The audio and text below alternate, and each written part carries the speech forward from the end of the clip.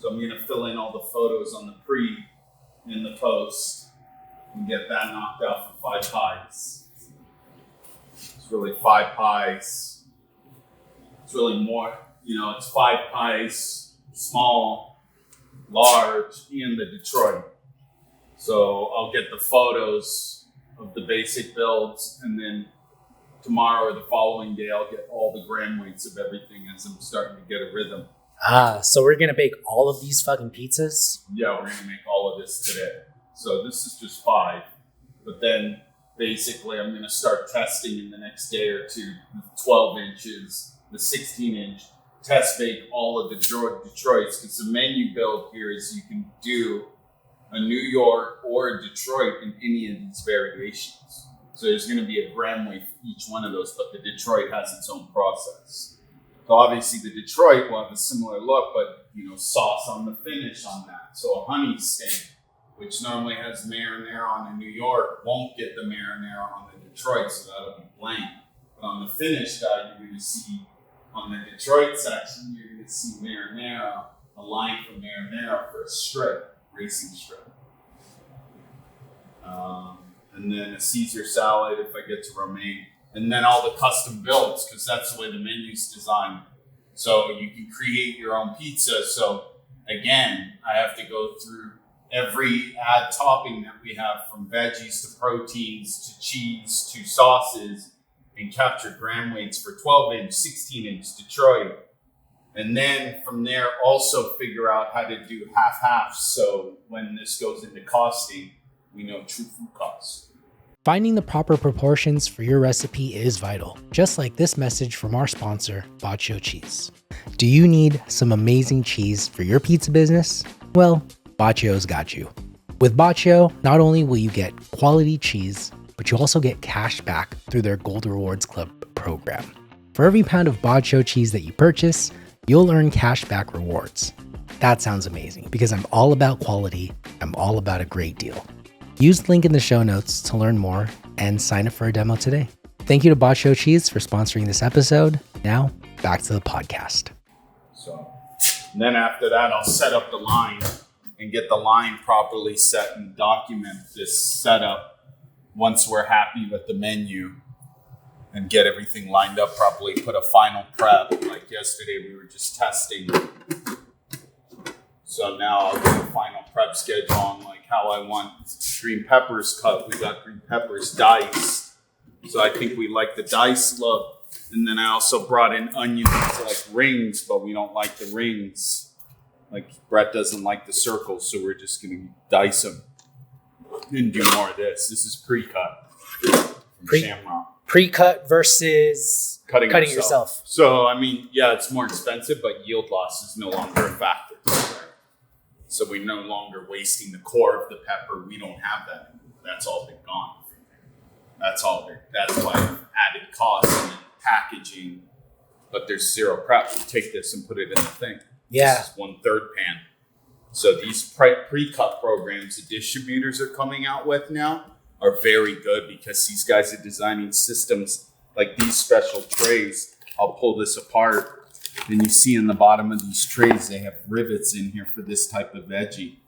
Versus green bell peppers, I'll show you, and then there's little foam pads in the bottom of the tray that have water in them to keep the peppers hydrated so they don't dry out or go stale. So, I mean, it is for high volume applications. These are great because, I mean, imagine just having your line, there's no more Cambros, and you're just taking this, get a fresh Cambro, pop this in, you're done. Prep time is gone. It's not about reducing prep labor, it's about space. So how am I able to pull this off in this tiny space is little things to think through like that, right? Do you think someone could make the argument that prep labor would be saved because of the rising labor costs? Or are we not there yet? Well, it's also, prep, it's 2 things. It's labor costs. Number 2 is consistency. And that's what I look for is like, okay, these are going to be consistent every time. And rather than me getting upset with my prep team, hey, you didn't cut the red onions properly, I'm calling the distributor going, hey, I'm going to reject these onions because these aren't perfect today. I don't like these. This is on you, not me. I want to credit. The distributor's going to go, oh yeah, I love you. So yeah, we'll credit the onions to you and send you a brand new case. We'll send they call them recovery trucks now. And a recovery truck will literally drop you off a brand new thing of these perfectly cut. They don't want to fuck with your business. Sure. Why? You're so integral to them. So they're going to do anything. And that's what people don't realize. After the pandemic, they've had to work harder too. So vendors are working harder to get our business as a restaurant. So they're coming up with these kind of programs to really incentivize us to go, oh, wow, this is a better company. They got a great pre-cut program. But all of the big dogs are doing it now. If they do produce, they're doing pre-cuts. Buy Right San Francisco pre-cut program. PFG has produce. They have a pre-cut program. This is Shamrock. They have a pre-cut program. So as long as you're working with a vendor, and that's why I tell people work with one vendor, that one vendor is going to be the type of vendor is carrying produce, paper products, all my pantry supplies, and all the major commodity items that we need to operate the pizzeria. So that's that's working with your vendor, right? That's a true partnership because they're going to ensure the quality of the product. They're going to make sure that, hey, he rejected them. We know they don't like those onions one day too old, so we'll never send them over there again. They keep rejecting them. So that's how they think. Tight. What do you got there? Flour refrigerated overnight. We don't have HVAC in here yet, so getting dough temperature, it's summer here. So it's I think we're at 85 in here right now. Probably by now. So I want to get this done before the sun hits the side of the building. Yeah, we're cool right now. We're at 75. It's a good morning.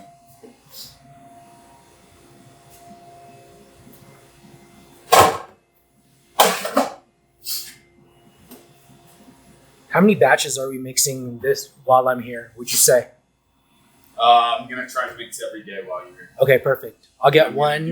This is a small batch. Perfect. This is still an R&D. This is only going to yield me 45 1-pounders, but I'm going to do 150 pounder. Perfect. Big size monster. Okay. I'll get one in vertical and one in horizontal. Cool.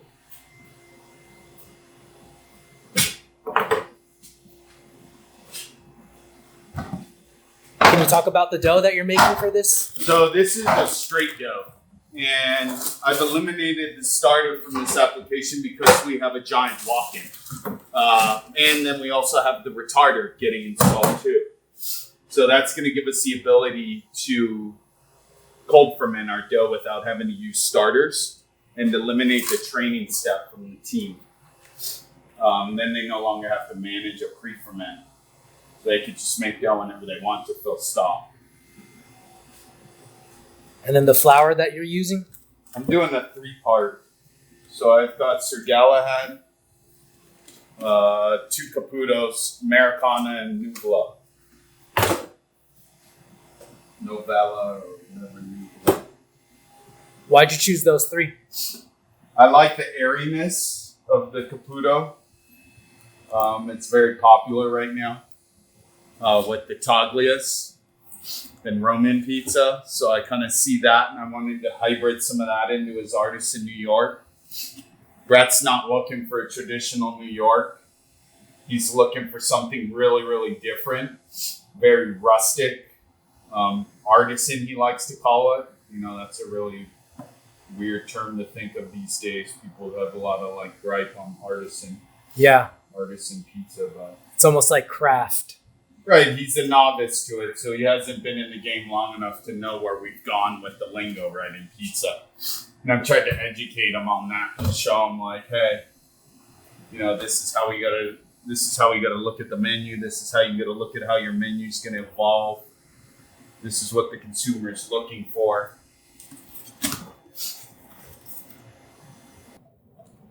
Olive oil and dough, your opinion.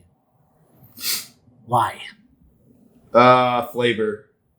That's what I think too. Yeah, I think it's more of a flavor thing. And yeah, it's something to do with extensibility, but it really, I think it, and you may agree, it complements the fermentation. It kind of helps with that note and it kind of helps with the pizza. Speaking of oil, here's a flavorful message from our sponsor, Corto Olive Oil. What oil do you use to press out your dough? I found out that whatever fat you use greatly affects your pizza, and that's why the only brand that I trust with my pizza is Corto Olive Oil. Taste is everything, and other brands pale in comparison. Do you want to taste the difference? Learn more about Corto Olive Oil using the link in the description below. If you're an operator, you can get a free tasting. Just message me and I'll connect you with them.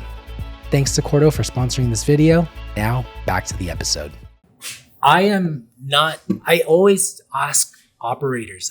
I haven't had the time to do my own experiments to actually see A difference. But I know for a fact my dough smells differently with oil. And then also there's a little bit of taste. Yes. You can hella taste it. Like when I use Truly straight up, and Truly this last season is really strong. Yeah. And 5149 came out so well. It's almost like Truly. I mean, Let me smell.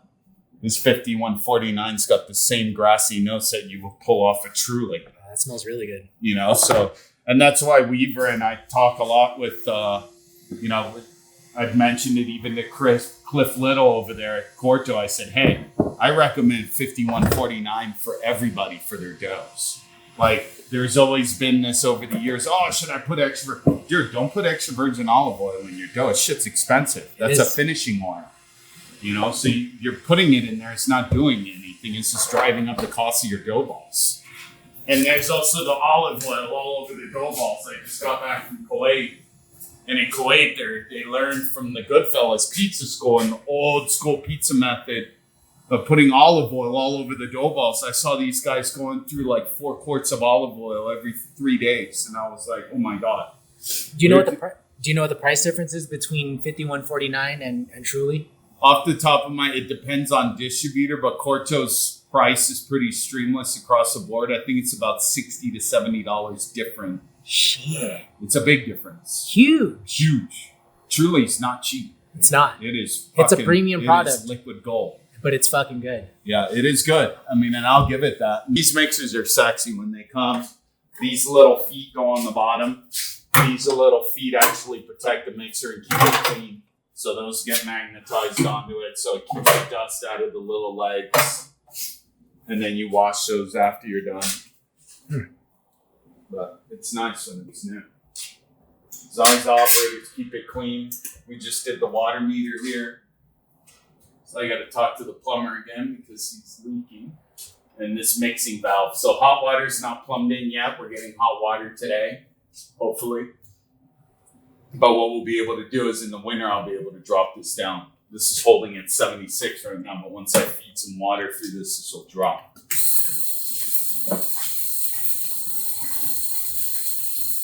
This is just what's sitting in this pipe. So now it's starting to pull water from the ground. You'll see it slowly drop. Temperature's starting to rise outside a little. So see it starting to drop now. It's starting to pull water out of the ground. It just finished pulling from all the copper pipes. See how quickly it's dropping. Oh, it went from like 70 to 72 in a matter of seconds. So now whatever, 100 feet was inside the building is gone at 75 degrees, room temperature.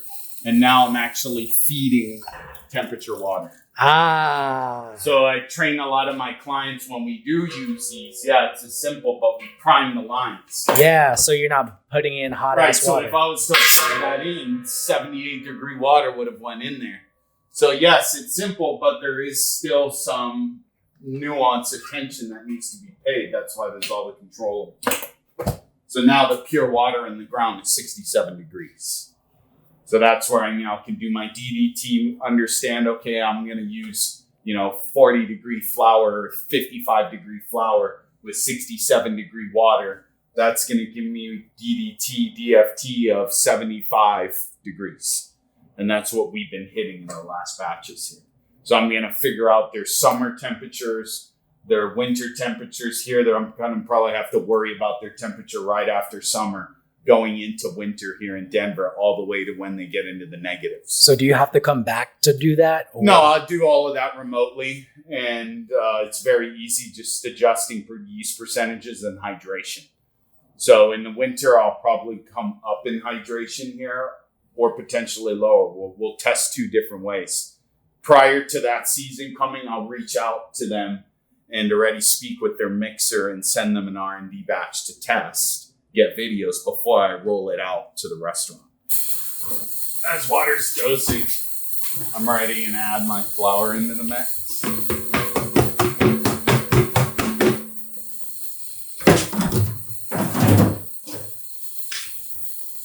Add my yeast. Mixing it all at once versus fermentation. Yeah, I mean, this auto is lease. direct, Joe. Yeah, This is straight. no auto lease. Nothing. Direct, and we're actually mixing the full intensive, so this is an intensive mix. So what that means is full development. Yeah, why do that versus like stretch and folds? Because of the type of mixer that we have, we're able to do that and get full development in it. Yeah.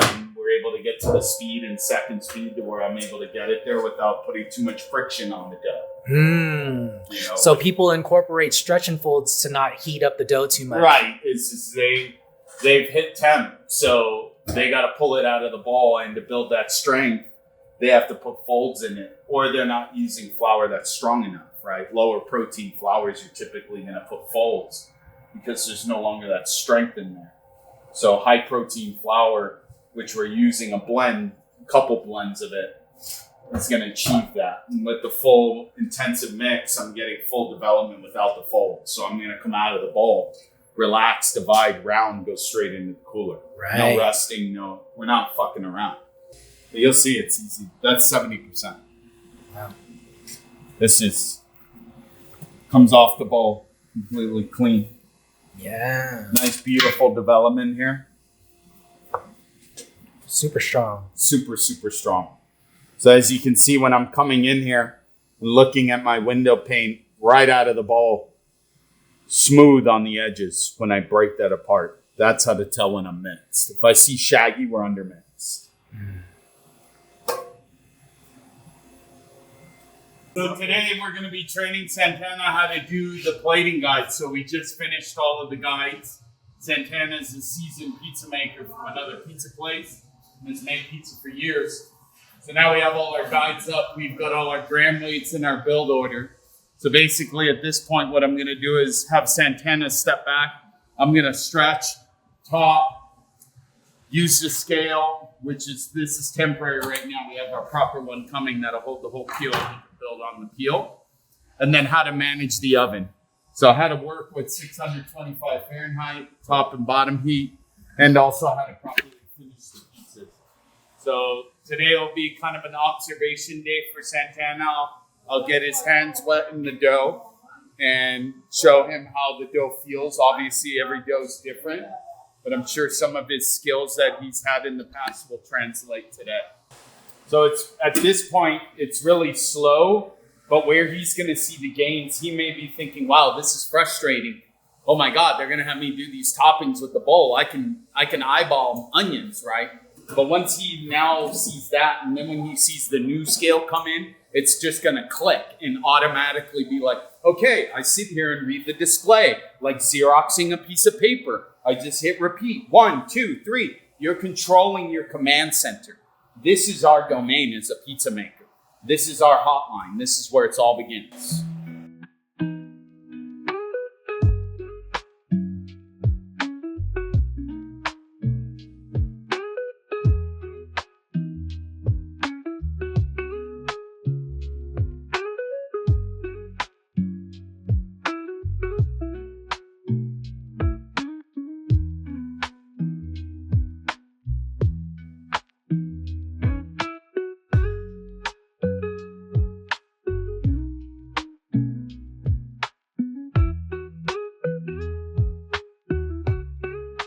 How do you really feel about this build out?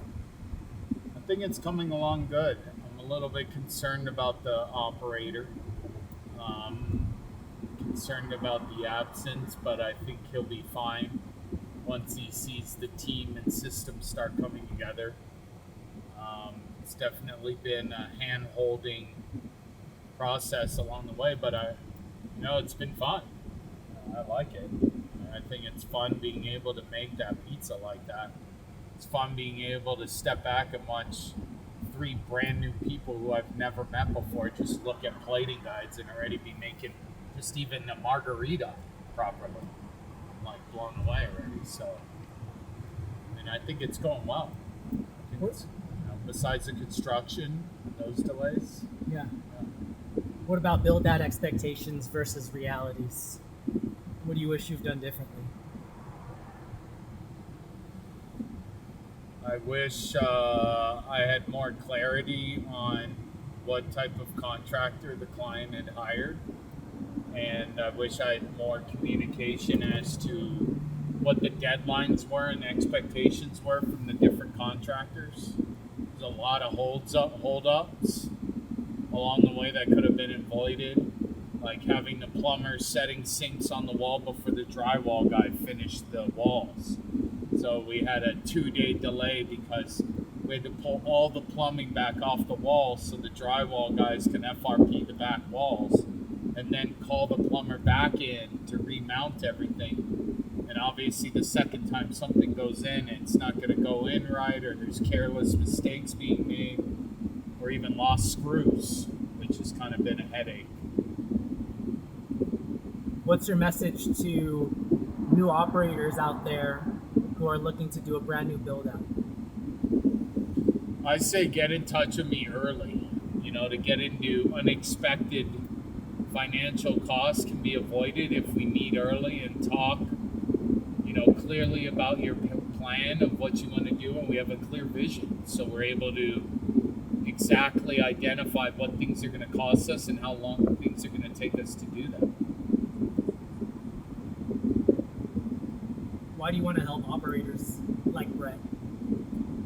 I like to engage new pizza people. I like people to get the excitement from making a lot of money at a pizzeria, but I also like to get the excitement that a new operator gets when they feel that first rush, or when that new operator has that first $10,000 week, and I get that text message at 7 o'clock on Friday while I'm at home, and the operator's just done their first $4,000 night.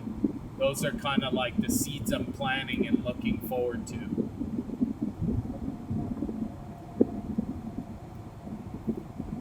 What similarities do you see between you and Brett? What similarities do I see in me and Brett? I think passionate, determined. I could see the visionary similarity. I could see that, the thing that I can appreciate about Brett is he's not really focused on the micromanaging of things. He's more on the visionary side of forward thinking the bigger picture, which is kind of important to have in this business, because if you spend all your time micromanaging all the thoughts, you'll never get your place open, or you'll obsess about one piece of equipment or one area of your business, and you're dropping the ball on the other end of your business. What about on the more personal level? With Brett, the similarities that we have is he's someone that has an idea, but he has a lot of unknowns.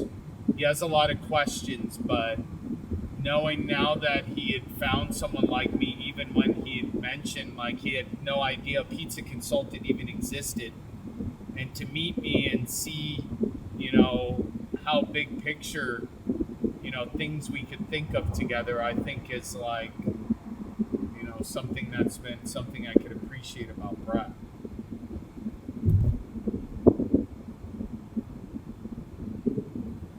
I would say similarities between me and Brett are more like, we both have a good heart.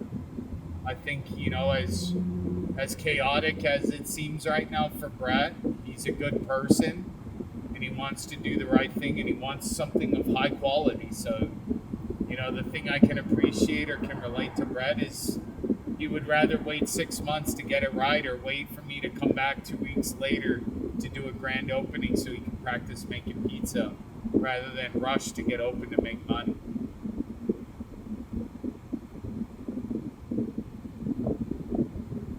What was your biggest mistake in this? Because I know you're not perfect, and I know you're still learning, and there's nothing wrong with failures. And so, where do you see your biggest opportunity to improve for the next client?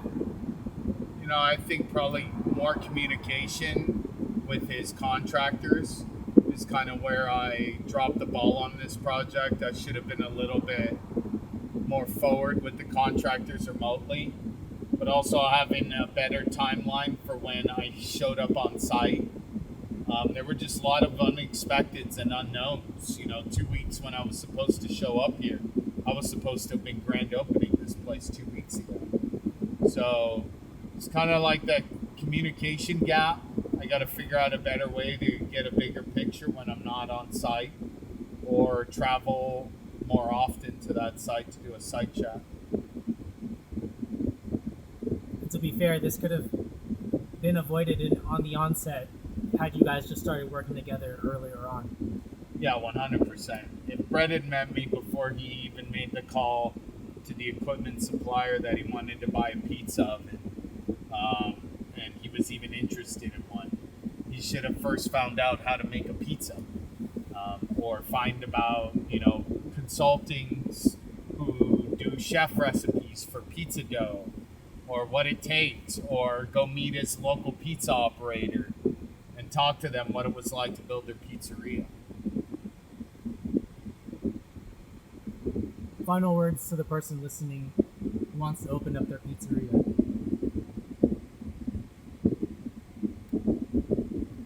Location. Make sure that when you're looking at a location, it's not going to have a crazy, unexpected cost. Make sure you've checked all the electricity. Make sure you've checked all of the facilities. Make sure your lease is clear. Make sure you understand it clearly. If you don't understand it, reach out to someone who can explain all of those little details that you see on those 30-page lease documents. Because that cost, the biggest cost was the location. The biggest cost was location. Location was a big cost. The actual lease wasn't the big cost, but for what the client was putting in the space. Had they had met early on when they were shopping for locations and I had met him, I would have shown up on site and immediately identified, hey, you don't have enough power here to run the 943 oven you were originally trying to buy, nor do you even have enough power to run the 933 that you ended up switching to, which ended up turning into a $20,000 electrical upgrade for the client still.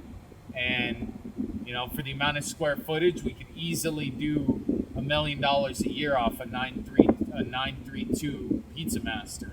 And if that was the case, if electricity was an issue for this client, I would have downsized the Pizza Master for a lower amp draw and got a conveyor oven for his Detroit pizza. So all of those things that could have been avoided early on had we had just jumped on a call, chatted for an hour, discussed his ideas, rather than when Brett originally called me, he had called me saying, hey, hi, I'm looking for a pizza consultant. I already have plans drawn up for a pizzeria and I need someone to help me open a pizzeria. Can you help me? Of course, but everything you drew out was wrong. The layout was wrong. You were making pizzas 10 feet away from the oven. And you were finishing pizzas with no finishing station. So you're actually, in the drawings, bringing the pizza back from the oven to the make station to cut and box a pizza. So there was no workflow thought through. So a lot of mistakes happen with these GCs and general contractors. They don't know how a pizza layout should look. They don't know how a pizza restaurant should operate that does $1 million a year. They'll know how to build you a restaurant and give you a hand sink and put in the hood and plug in your oven, but those guys aren't thinking about how efficient your kitchen should run. So that's why it's important to reach out early, get on the call, let's figure it out. You can book a meeting on my calendar, link directly on there. Let's chat soon. Do you want to get started in your pizza business? Well, the way I got started was by cooking pizza in my Ooni oven and selling those pizzas.